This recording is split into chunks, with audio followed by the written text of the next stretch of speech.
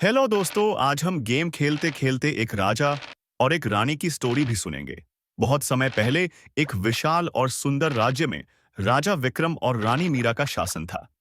राजा विक्रम अपनी वीरता और साहस के लिए प्रसिद्ध थे, जबकि रानी मीरा अपनी सुंदरता और बुद्धिमत्ता के लिए जानी जाती थीं। दोनों ने मिलकर राज्य को समृद्ध और खुशहाल बनाने का सपना देखा और उस दिशा में हर संभव प्रयास किया। राजा विक्रम हर दिन सुबह उठते ही अपने सैनिकों के साथ युद्ध कौशल का अभ्यास करते और राज्य की सीमाओं को सुरक्षित रखने के लिए चौकसी बढ़ाते। वे जनता की समस्याओं को सुनते और न्याय करते। रानी मीरा अपने हाथों से बने सुंदर वस्त्र गरीबों को देती और राज्य की महिलाओं को शिक्षित करने में लगी रहती। वे अपने अद्वितीय ज्ञान से राज्य के अर्थव्यवस्था को बढ़ावा देने में मदद करती और व्यापारियों को नए नए अवसर उपलब्ध करवाती। राज्य की समृद्धि की खबरें दूर दूर तक फैलने लगीं। दूसरे राज्यों के राजा और रानियां उनसे मित्रता करने आए। लेकिन इसी बीच एक पड़ोसी राज्य के राजा अर्जुन को उनकी समृद्धि से ईर्ष्या हुई। अर्जुन एक महत्वाकांक्षी और लालची राजा था। उसने सोचा कि अगर वह विक्रम का राज्य अपने अधीन कर लेता है तो उसकी सत्ता और भी बढ़ जाएगी। अर्जुन ने अपनी सेना को विक्रम के राज्य पर हमला करने के लिए तैयार किया। विक्रम को इस योजना की भनक पहले से ही लग चुकी थी, क्योंकि उनके गुप्तचरों ने उन्हें खबर दी थी। विक्रम ने अपनी सेना को तैयार किया और स्वयं युद्ध में उतरने का निर्णय लिया। रानी मीरा ने भी अपने राज्य की रक्षा के लिए युद्ध में जाने की ठानी। युद्ध शुरू हुआ और यह कई दिनों तक चला। दोनों ओर की सेनाएं बहादुरी से लड़ रही थीं। राजा विक्रम अपनी वीरता से अर्जुन की सेना को लगातार परास्त कर रहे थे। रानी मीरा ने भी अपनी कुशलता से युद्ध में योगदान दिया और कई बार अर्जुन की चालों को नाकाम किया। अंत में राजा विक्रम ने अर्जुन को हरा दिया और उसे अपने राज्य से निकाल दिया। अर्जुन ने विक्रम और मीरा की शक्ति को स्वीकार किया और उनसे मित्रता का प्रस्ताव रखा। राजा विक्रम ने उसे माफ कर दिया, लेकिन यह शर्त रखी कि अर्जुन भविष्य में कभी भी अन्य राज्यों पर हमला नहीं करेगा। अर्जुन ने वादा किया और विक्रम के राज्य से लौट गया। युद्ध समाप्त होने के बाद राज्य के लोग राजा विक्रम और रानी मीरा की जय जयकार करने लगे। उन्होंने अपने राजा और रानी की वीरता और समर्पण को सराहा और उनके शासन को एक नया स्वर्णिम अध्याय माना। इस तरह राजा विक्रम और रानी मीरा ने अपनी एकता और प्रेम से न केवल अपने राज्य की रक्षा की, बल्कि समृद्धि और शांति का संदेश भी फैलाया। अर्जुन पर विजय के बाद राजा विक्रम और रानी मीरा ने अपने राज्य की सुख, शांति और प्रगति के लिए नए कदम उठाए। युद्ध के कारण कई गांवों में तबाही मची थी और विक्रम ने निर्णय लिया कि युद्ध में तबाह हुए घरों को फिर से बनवाया जाएगा। उन्होंने युद्ध में घायल हुए सैनिकों और उनके परिवारों की देखभाल के लिए एक विशेष राहत कोष की स्थापना की।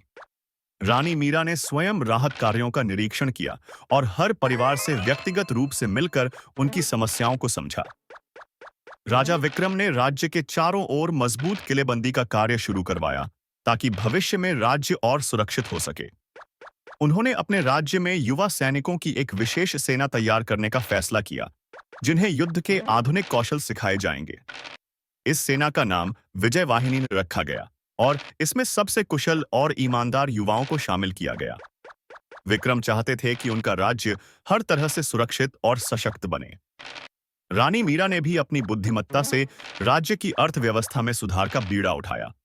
उन्होंने देखा कि राज्य में कृषि और व्यापार का विकास जरूरी था। इसके लिए उन्होंने एक विशेष कृषि नीति बनाई, जिसमें किसानों को उन्नत बीज, आधुनिक खेती के उपकरण और सिंचाई की सुविधा दी गई। सुविधा दी गई। उन्होंने राज्य में महिलाओं को भी स्वरोजगार के लिए प्रेरित किया, ताकि वे आत्मनिर्भर बन सकें। रानी मीरा ने राज्य के व्यापारियों को दूर देशों के साथ व्यापार करने के लिए प्रेरित किया और उन्हें हर संभव सहायता दी। इससे राज्य की अर्थव्यवस्था में एक नई जान आ गई और हर वर्ग के लोगों का जीवन स्तर बेहतर हो गया। राजा विक्रम और रानी मीरा की दूरदर्शिता से राज्य में नई तकनीकों का विकास हुआ। शिक्षा के क्षेत्र में भी रानी मीरा ने विशेष योगदान दिया। उन्होंने एक राजकीय विद्यालय की स्थापना की, जहां बच्चों को न केवल साधारण शिक्षा दी जाती, बल्कि युद्ध कला, संगीत, चित्रकला और काव्य लेखन जैसी कलाओं में भी निपुण बनाया जाता। उन्होंने यह सुनिश्चित किया कि हर बच्चे को समान शिक्षा का अवसर मिले, चाहे वह किसी भी वर्ग का हो। राज्य में शिक्षा के प्रति लोगों में जागरूकता बढ़ने लगी और नए नए विचारों का उदय हुआ। इस सब के बीच राजा विक्रम और रानी मीरा के प्रति लोगों की श्रद्धा और भी बढ़ गई। हर गांव में उनकी मूर्तियां बनाई गईं और उनके नाम पर विशेष उत्सव मनाया गया। लोग उन्हें केवल अपने शासक नहीं, बल्कि अपने मार्गदर्शक और प्रेरणा स्रोत के रूप में मानने लगे। उनकी दूरदर्शिता, साहस और सहृदयता ने राज्य को एक आदर्श राज्य में बदल दिया, जहां हर कोई सुरक्षित और संतुष्ट महसूस करता था। समय के साथ राजा विक्रम और रानी मीरा के परिवार में भी खुशियों ने दस्तक दी। उनके एक पुत्र का जन्म हुआ, जिसका नाम युवराज अर्जुन रखा गया। पुराने राजा अर्जुन से नहीं, बल्कि पांडव अर्जुन के वीरता और ज्ञान से प्रेरणा लेकर। युवराज अर्जुन अपने माता पिता के गुणों का मेल था। वहां करे में सब अकाने अपने मनोस ने पिता की तरह वीर और अपनी माता की तरह बुद्धिमान था। राजा विक्रम ने अपनी सारी युद्ध कला और शासन कौशल अपने पुत्र को सिखाना शुरू कर दिया। वे चाहते थे कि उनका पुत्र भी एक आदर्श शासक बने। रानी मीरा ने अपने पुत्र को जनता के प्रति प्रेम और करुणा का महत्व सिखाया। उन्होंने उसे समझाया कि एक सच्चा राजा वह होता है जो अपने राज्य की भलाई के लिए हर संभव प्रयास करता है और प्रजा की खुशियों को अपनी प्राथमिकता मानता है। वर्षों बीतते गए और विक्रम और मीरा ने अपने पुत्र को शासन की जिम्मेदारियां सौंपने का निर्णय लिया।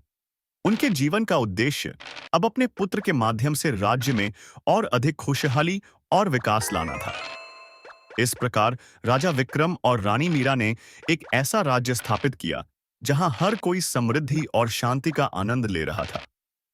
उनकी कहानी सदियों तक लोगों को प्रेरणा देती रही और उनके आदर्शों पर चलकर राज्य में नए युग का आरंभ हुआ।